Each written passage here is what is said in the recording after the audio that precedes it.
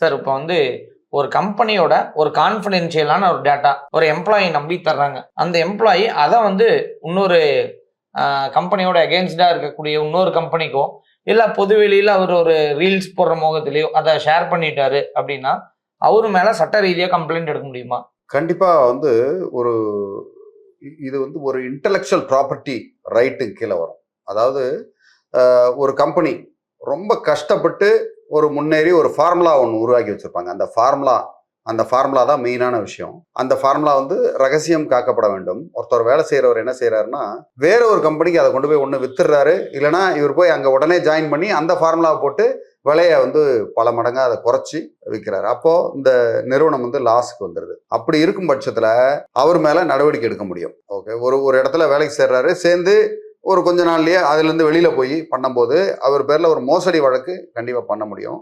அதுக்கு முன்னாடி இந்த கம்பெனி செய்ய வேண்டியது என்ன அப்படின்னா, அதை பேட்டன்ட் பண்ணணும். ஒரு ரகசியம் ஒன்று இருக்கு, ஒரு ஃபார்முலா இருக்குன்னா பேட்டன்ட் பண்ணணும். அதே மாதிரி பல்வேறு விஷயங்கள். இப்ப ஒரு டெண்டர் ஒன்று இருக்கு, அந்த ஒரு ப்ராடக்டோடைய விலை இந்த விலைக்கு தான் இவர் பண்றாரு அப்படின்னு ரகசியமான டெண்டர்னு சொல்லுவாங்க. ரகசிய விலை ரகசியம், இந்த கம்பெனியில வாங்கி இதை செஞ்சாதான் வந்து செய்ய முடியும் அப்படின்ற அந்த ரகசியங்களை சொல்லும் போது உண்மையிலேயே அதுவும் வந்து ஒரு மோசடி வழக்கு தான். அந்த மாதிரி மோசடி பண்றவங்கள வழக்கு தொடுத்து இதை மாதிரி பண்ணிட்டாங்கன்னு நிரூபிக்கணும். நிரூபிக்காம நம்ம சும்மா வாயால சொல்லி ஒன்றும் பிரயோஜனம் கிடையாது. அதனால நிரூபிக்கணும். இவர் இந்த மாதிரி ஒரு இடத்துல இந்த மாதிரி வேலை செஞ்சு இந்த மாதிரி வெளியில போய் செஞ்சுட்டாரு, இந்த பொருள் நாங்க தயாரிச்சோம், அதே பொருளை இப்ப அவர் அங்க தயாரிச்சு செய்யறாரு அப்படின்றத சொன்னாங்கன்னா அதுக்கு வந்து ஆதாரங்கள் இருந்ததுன்னா கண்டிப்பா பண்ண முடியும். ஆதாரம் இல்லாம எதுக்குமே ப்ரூஃப் இல்லை, இவர் வேலை செஞ்சதுக்கும் ஆதாரம் இல்லை, அங்க போய் வேலைக்கு சேர்ந்ததுக்கும் ஆதாரம் இல்லை, ஏதோ குடிசை தொழில் மாதிரி ஒன்று பண்றாங்கன்னு வச்சுக்கோங்களேன். அப்படி பண்ணும்போது அதை கேட்க முடியாது. ஒரு உதாரணத்துக்கு சொல்லப்போனா, ஒரு கடையில வந்து இவர் முறுக்கு புழிஞ்சு பண்றாரு, அதே அச்சை வச்சுக்கிட்டு இதே மாதிரி வேற ஒரு இடத்துல அச்சு செஞ்சு முறுக்கு புழிஞ்சு வித்தாருன்னு வச்சுக்கோங்களேன், அதை போய் சொல்ல முடியாது. அதெல்லாம் வந்து இன்டெலெக்சுவல் ப்ராப்பர்ட்டின்னு எடுத்து கொண்டு போக முடியாது. அதனால இதெல்லாம் வந்து இண்டஸ்ட்ரியல் ப்ராடக்ட்டுக்கு அது மாதிரி ட்ரேட்மார்க்கு பேட்டன்ட் பண்ணவங்களுக்கு சரியா வருமே தவிர சின்ன இந்த குடிசை தொழிலுக்கு வந்து இது சரியா வராது. ஏன்னா இவர் செய்யற ஏரியா வேற, அவர் செய்யற ஏரியா வேற. அவரு ரொம்ப சிம்பிளா சொல்லிடுறாரு, முறுக்கு புளியும் போது 2 கடுகு நான் இதுல போட்டேன், அதுல கடுகு இல்லை, மிளகு தான் போட்டேன் அப்படின்னு எதையாவது ஒன்று சொல்லிட்டு இது வேற அது வேற அப்படின்னு சொல்லிட்டு போயிட்டே இருப்பாரு. அதனால இதை வந்து அந்த நிறுவனத்துக்காரங்க வந்து கரெக்டா அதை வடிவமைச்சு அதை ரெஜிஸ்டர் பண்ணணும். நிறைய விஷயங்களை வந்து ட்ரேட்மார்க் பண்ணணும். ஒரே அச்சுல பண்ணாம ஒரு விதவிதமா அதை வந்து பண்ணி அதை யூனிக்கா அதை வந்து ரெஜிஸ்டர் பண்ணணும்.